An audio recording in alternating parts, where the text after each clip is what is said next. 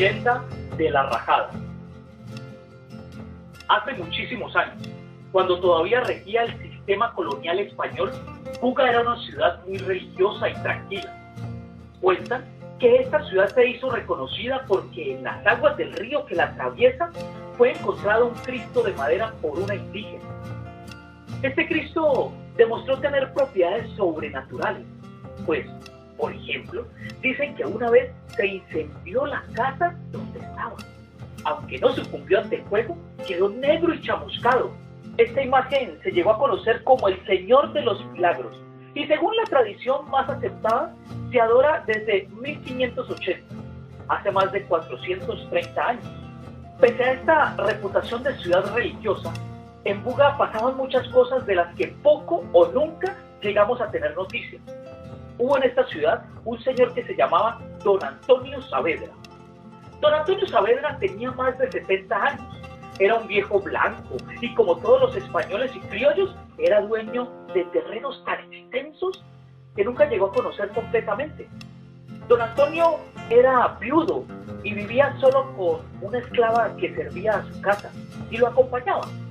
Esta esclava se llamaba Felipa.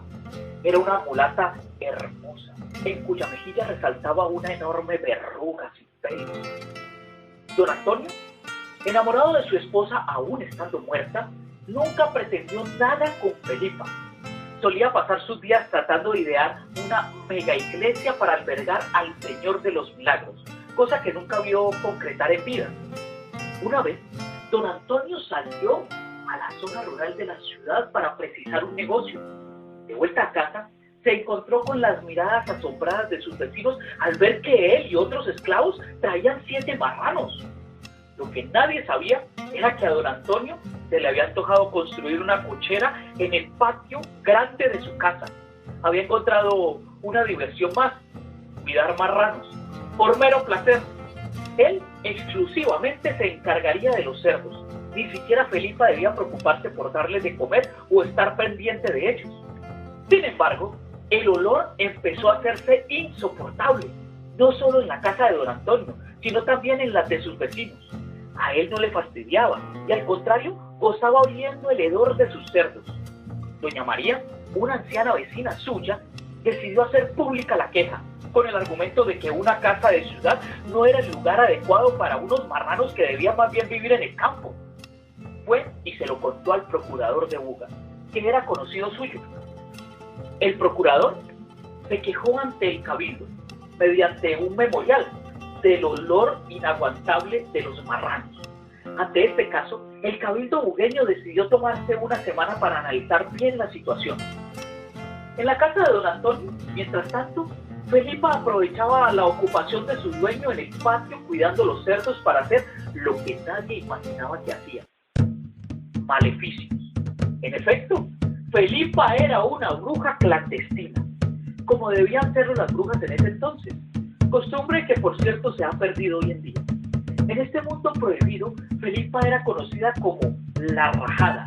Era especialista en repartir enfermedades a diestra y siniestra a cambio de unas cuantas monedas.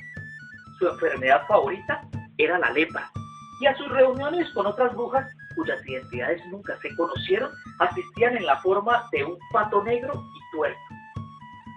Un día, antes de que el cabildo diera su veredicto con respecto al asunto de los cerdos, Don Antonio se encontró en el patio a un pato oscuro al que le faltaba un ojo y que intentaba entrar a la casa. El pato se quedó mirándolo fijamente de una manera tal que Don Antonio sintió que lo miraba una persona y concluyó que aquella ave era, de hecho, una bruja. Lo presentó sin piedad ante el cabildo. La alarma se regó por todo Buga. El mismísimo cura que custodiaba al Señor de los Milagros abandonó su labor por venir a bañar con agua bendita al animal. Primero, le amarraron con cadenas en las patas y le pegaron la lengua al paladar para que, si en efecto era una bruja, cuando retornara a su forma humana, no los enfermara a todos con sus palabras diabólicas.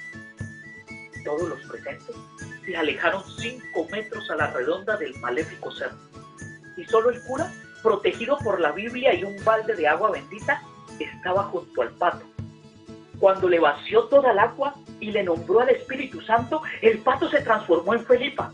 Don Antonio se aterrorizó tanto que abrió los ojos con una fuerza visceral y se le salieron de las órbitas.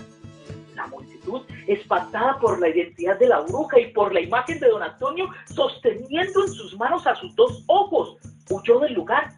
Felipa, siempre benévola hacia su amo, se le acercó con dificultad a causa de las cadenas y, tras despegarse la lengua, le susurró unas palabras ininteligibles que le hicieron hacer de las cuencas orbitales otro par de ojos, y los que tenían la mano se le secaron.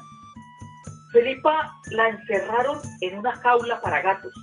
Don Antonio, sin salir de su asombro, declaró, teniendo como testigo al sumo sacerdote, que la bruja, aunque no lo quisieran creer, había sido el artífice de un milagro sanatorio. De manera que don Antonio convenció al cabildo para que le perdonaran la vida a Felipa. Y esta, marcada como ganado en su espalda con un letrero que la declaraba bruja y avisaba a las personas su seudónimo que era La Rajada, fue expulsada de Buga y condenada a habitar las tierras lejanas del Caribe, sin posibilidad de regresar nunca jamás. Don Antonio se quedó viviendo solo y el cabildo le permitió seguir cuidando sus marranos para que no sucumbiera ante el ahogo de la soledad.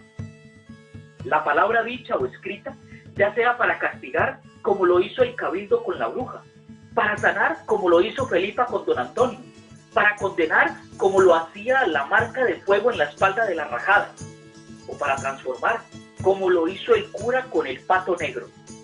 Siempre será una herramienta poderosa, más que los cuchillos y las pistolas, porque la palabra es un arte.